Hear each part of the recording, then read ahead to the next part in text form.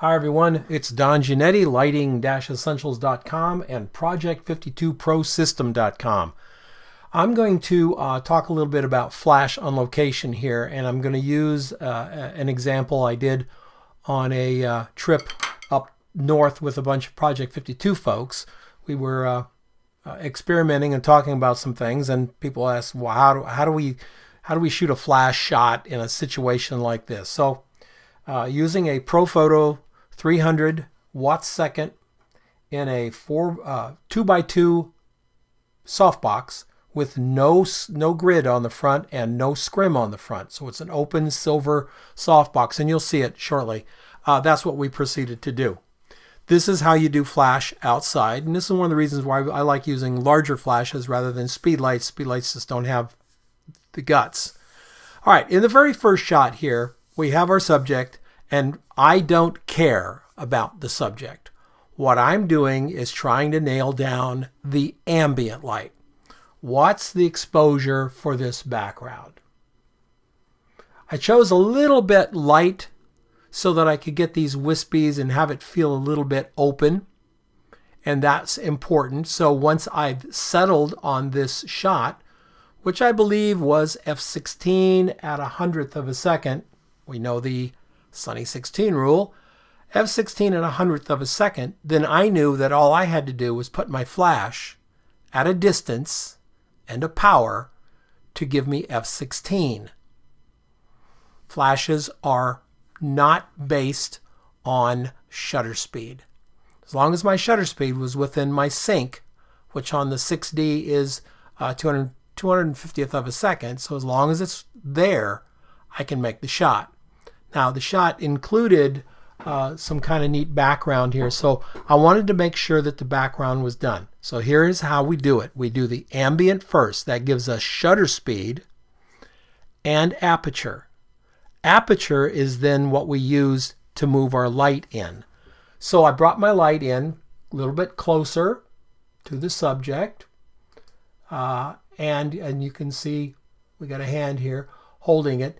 And I have the light at the distance that the light would give me f16. So she's no longer in the shadow from the backlight. She's being lit from the front light at f16. The background is still f16. I thought it might be a little bit cooler if I darkened that background just a little bit more. So that's what I did. I changed the camera from f16 to f18. And I got a little bit crisper background. I then, of course, had to move my strobe in a little bit to compensate for that f18. So I moved it in a little bit. Now we've got this big hand up here. This doesn't worry me at all. We're going to come back to this image in just a second. We're going to do two images on this little cast here. But you can see the exposure for the ambient world is where I wanted it. And the exposure for Brianna, our subject, is exactly where I wanted it. F18, F18 at 100th of a second. F18 is the power. F18 at 100th of a second is the exposure for everything else. Because if I shoot without the flash, I get that. That's what Brianna looked like without the flash. With the flash, she's brought up to the ambient light. Okay? I went for a darker thing. I thought, let's move it up to 250th of a second. So 250th of a second at f18. And we are looking at this shot, which is obviously very, very underexposed. But if I bring in the flash, this guy, 2x2 softbox with my Profoto in it, on a boom, and no scrim. We're not using any scrim on this at all. We're doing a different. We're just doing open lighting. I like that look on this. I do like the poppiness of this light. It's not the same as a silver umbrella. I don't like silver umbrellas. I think I've mentioned that before, especially on skin. I like them on backgrounds. I don't like them on skin. They're a little tough on skin, but this box seems to do a nice job. So I've got the box. Bring the box in. And I light her at f18. I'm sorry, yeah, at f18 at 250th of a second. So we have a darker ambient. You see, I chose my ambient. f18, 250th of a second. It's a good stop and a half, underexposed. It's moody skies, moody red desert. But she's still lit because I matched her exposure to the ambient with the flash. Okay? Let's pop back here to the shot where we've got this hand up here in the window. Definitely a problem. So what I'm going to do is I'm going to very carefully touch this out. Yeah, I'm going to grab the lasso tool thingy here. I'm going to go around it. I'm going to go File, or I'm sorry, Edit Content Aware. Sorry, did I do it wrong? I did it wrong. Hold on. I got to put my glasses on here at some point. Edit, Fill, Content Aware, and boom, look at that. We even continued out the little jet stream there. Isn't that nice? Really, really, really nice.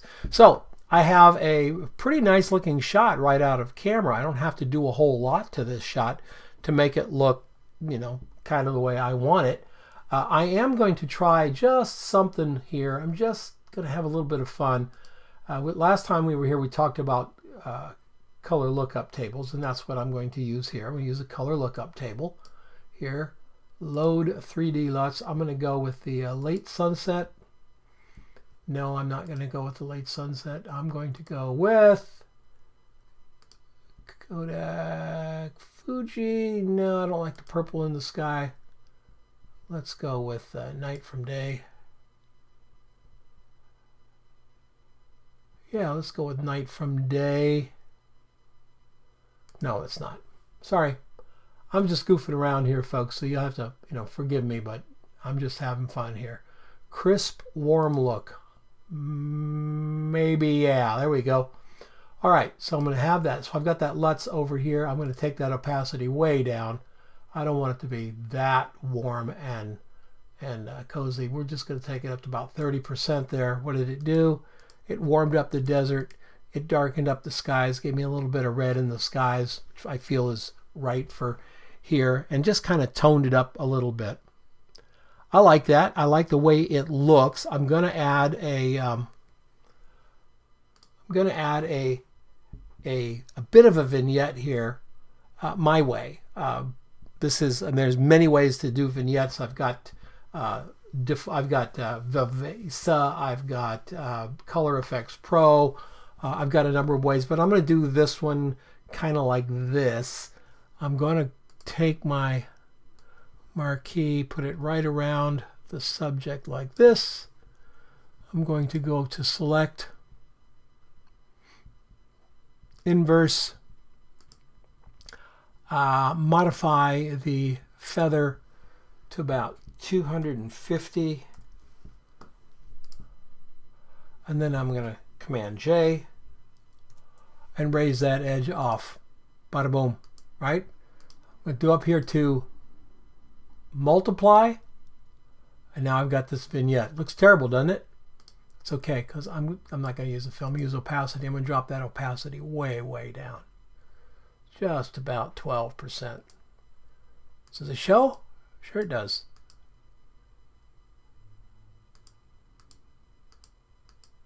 Yeah, it does. Just enough. Just bring the eye in. So it's pretty simple task. Is there more we can do this shot? Absolutely. We can continue on with it, but we're not. We're going to jump over to this one of Brianna, and we are going to come in here and get rid of the gentleman that was holding that. Edit, Fill, Content Aware, and there we go. I love it. Keeps that stream and everything. Oh, I just love it so much. I'm going to use Vivesa on this, so I'm going to grab my Vivesa. I'll probably have to drag this. I'm sorry, I'm going to have to drag this into the window area, so bear with me for a second.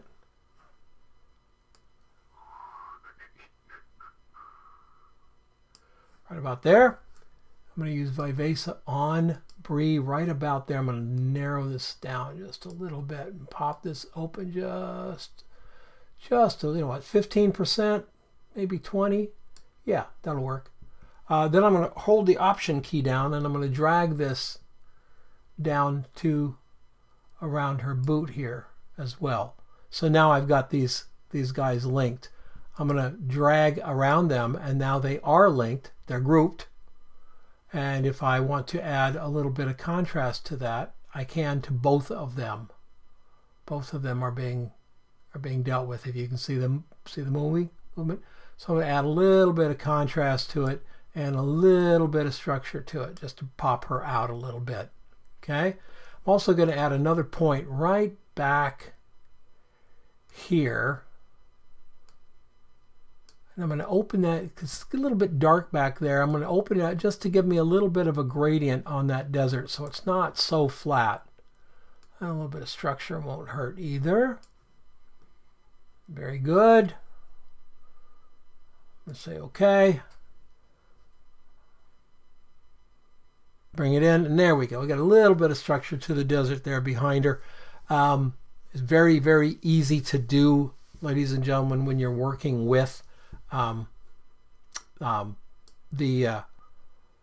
light the right way. You know, we're staying within our shutter speed, and we are blending strobe with ambient by finding the ambient first. I'm going to do one more thing to this by going to Pro Contrast in Nick. Really nice that Nick has been picked up by DxO and will still be with us. When I go into this, I don't use the presets. As you can see, everything's set to 0 over here. And what I am going to do is I'm going to open it up just this window a little bit here. I'm going to bring up the correct color cast just to about 20%. Correct the contrast. Just see how it opens up the desert. See how muddy the desert is. If we just bring the contrast up to maybe 10, maybe 15. Yeah. And then the dynamic contrast, which is kind of your HDR kind of thing. We're just going to drag that up just a little bit, and that's putting a little bit more pop within the different luminances that are on the image. So what we're going to go from here to here. See the difference? Looks a little bit more bright, a little bit more pulled off the background. This has a little bit of a muddy feel to it. I'm going to say OK.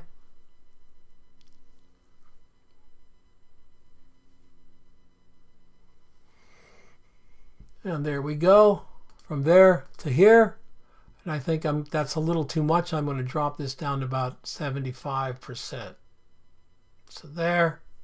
From there to there. That looks pretty good to me. I can do one or two other things to this, and that would be, as I almost do on every photograph, is add my overlay layer, grab my paintbrush, and over here, go down to, whoops.